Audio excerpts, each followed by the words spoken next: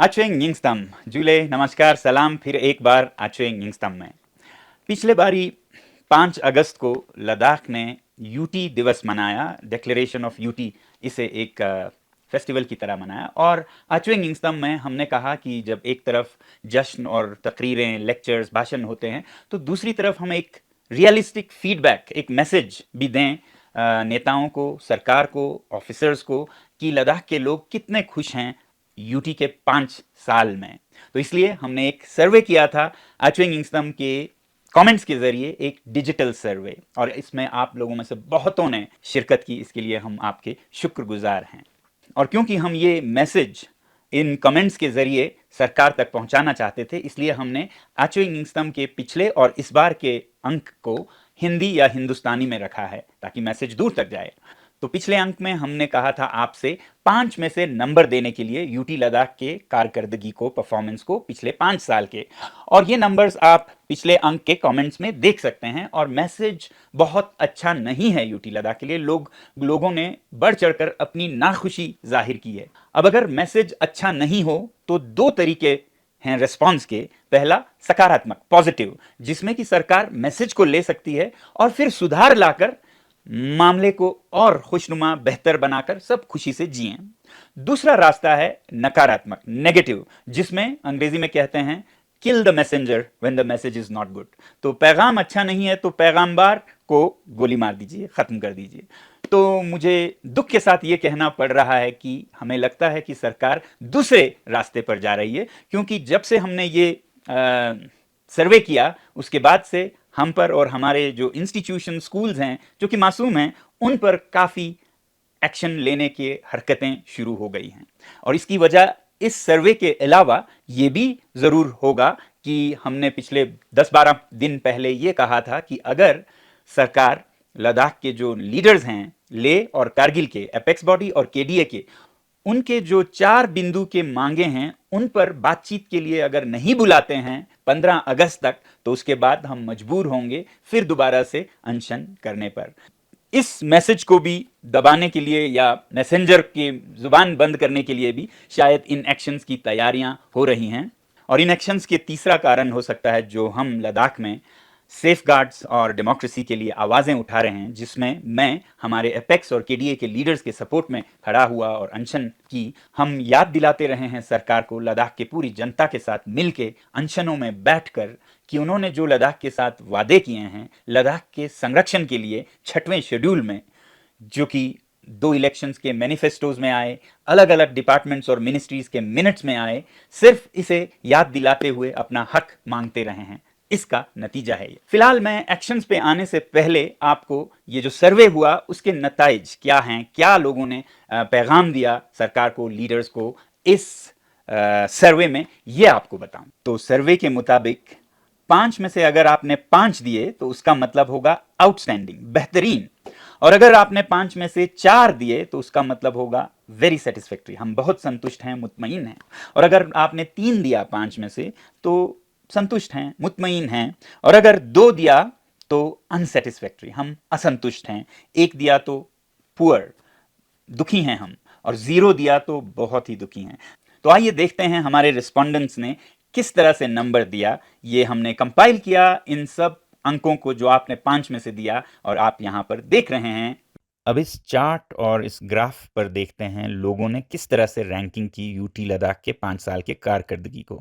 5 में से 5 देकर ये कहने वाले कि ये बेहतरीन परफॉर्मेंस रहा 10 लोग हैं। 5 में से 4 देकर ये बहुत संतुष्ट हैं कहने वाले हैं। 5 में से 4 देकर ये बहुत संतोषजनक है कहने वाले हैं 6 लोग। 5 में से 3 देकर संतोषजनक है, ठीक है कहने वाले हैं 11 लोग। और 5 में से 2 देकर ये असंतोषजनक है, ठीक नहीं है कहने वाले हैं 16 लोग। मगर फिर 5 में से 1 देकर ये बहुत दुखी हैं, खुश नहीं हैं कहने वाले हैं 174 लोग। और 5 में से 0 देकर बहुत दुखी हैं, बिल्कुल खुश नहीं हैं कहने वाले हैं 202 लोग। ये था ओवरऑल यूटी के परफॉर्मेंस के बारे में, यानी कि कुल मिलाकर यूटी कैसा रहा। अब बहुतों ने यूटी लद्दाख के अलग अलग शोबे में, फील्ड में कैसा कारकर्दगी रहा, परफॉर्मेंस रहा, उसे अलग अलग सेग्रीगेट करके दिया है। तो देखते हैं क्या दिया है उन्होंने। तो इस बार चार्ट से देखते हैं ज़्यादातर लोगों ने अलग अलग शोबों में क्या रैंकिंग दिया। डेवलपमेंट यानी कि तरक्याती कामों में 88 लोगों ने दिया है 2 नंबर यानी कि अनसेटिस्फैक्ट्री, और 73 लोगों ने दिया है 1 नंबर यानी कि नाखुश हैं वो। और अगर डेमोक्रेसी पर आए, लोकतंत्र पर, तो 208 लोगों ने कहा है बिल्कुल नाखुश हैं, 0 दिया है। और फिर 37 लोगों ने 1 नंबर दिया है यानी कि नाखुश हैं वो। उसी तरह सेफ गार्ड के शोबे में 250 लोगों ने 0 देकर कहा है वो बिल्कुल नाखुश हैं, वेरी पुअर। आखिर में एम्प्लॉयमेंट के शोबे में 205 लोगों ने 0 देकर कहा है बिल्कुल नाखुश हैं वो, और 49 लोगों ने 1 नंबर देकर कहा है नाखुश हैं वो, पुअर परफॉर्मेंस है। तो आइए देखते हैं कैसे सरकार ने shoot the messenger if the message is not good वाला रवैया अपनाया और कार्यवाही करना चाहते हैं वो सोनाम वांगचुक और उनसे वाबस्ता इंस्टीट्यूट्स जैसे Himalayan institute of alternatives Ladakh यानी कि हयाल पर।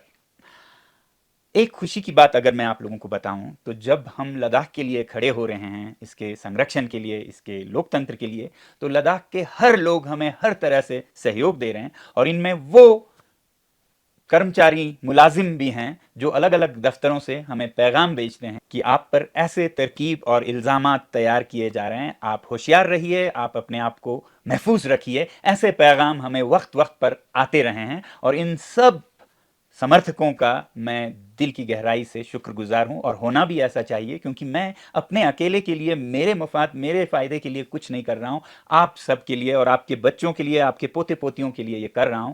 तो शुक्रिया, मगर हमें सबको मिलकर इस आवाज़ को बढ़ानी है। तो पिछले कुछ दिनों में मुझे ऐसे पैगाम आए कि यूटी लद्दाख से आपके खिलाफ, आपसे शिकायत करते हुए कुछ लेटर्स गए मिनिस्ट्री ऑफ होम अफेयर्स में। तो उस लेटर में एक मुद्दा तो ये उठाया गया कि जो हयाल को ज़मीन दी गई इंस्टीट्यूशनल लैंड लीज पर 40 साल के, वो कितना जायज़ था, उसके वैलिडिटी पर सवाल उठाते हुए। दूसरा पहलू था कि इस ज़मीन पर 40 साल के लिए हयाल को एक लीज अमाउंट यानी कि एक रकम, किराया जैसा हर साल भरना था, वो नहीं भरा गया कभी भी 2018 के बाद। तो अब अगर इस तरह से लिखा जाए और पेश किया जाए तो एमएचए में लग सकता है कि कुछ बहुत ही गलत हुआ, मगर आइए देखते हैं सच्चाई क्या है। तो ये है लेटर जो एलएचडीसी लेह की तरफ से निकाला गया, सीईओ की तरफ से, हिल काउंसिल की तरफ से, जिसमें साफ कहा गया है कि हिल काउंसिल के एग्जीक्यूटिव काउंसिल के मीटिंग और मिनट्स के तहत ये ज़मीन हयाल को 40 साल के लीज पर दिया जाता है और ये लीज 1 साल के अंदर भरना ज़रूरी होगा।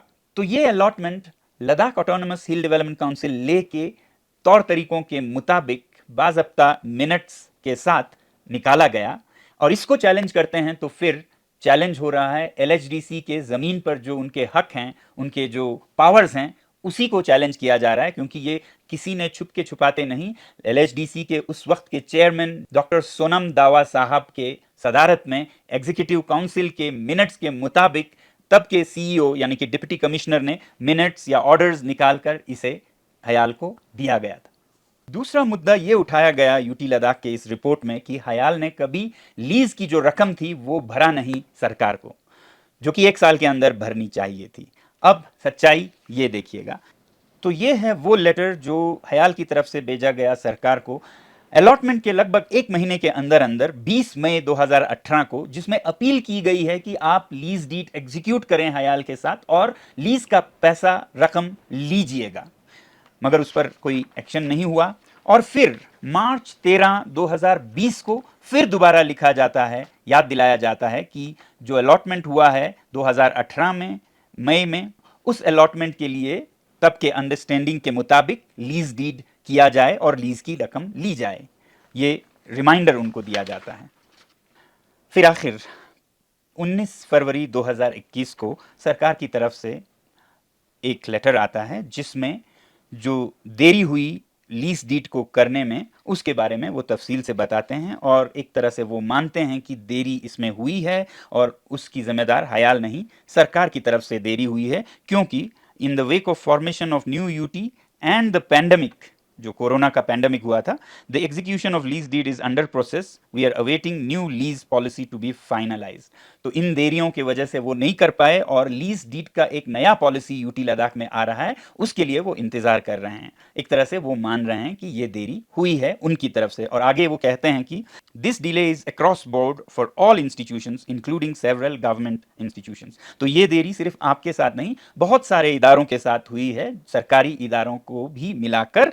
However, you may continue the construction activities of your institution on the allotted land. साफ कहा गया कि इस देरी के बावजूद आप अपने कंस्ट्रक्शन, निर्माण जो भवनों का हो रहा है हयाल में, उनको जारी रखिए, ये देरी हमारी तरफ से हुई है। तो साफ पता चल रहा है कि लीज डीड तब होगा जब पॉलिसी बनेंगे जिसमें देरी हुई है, और उसके लिए वो माफ़ी तो नहीं मांगते, मगर मानते हैं कि देरी इस प्रोसेस में इन वजूहात से हुई है।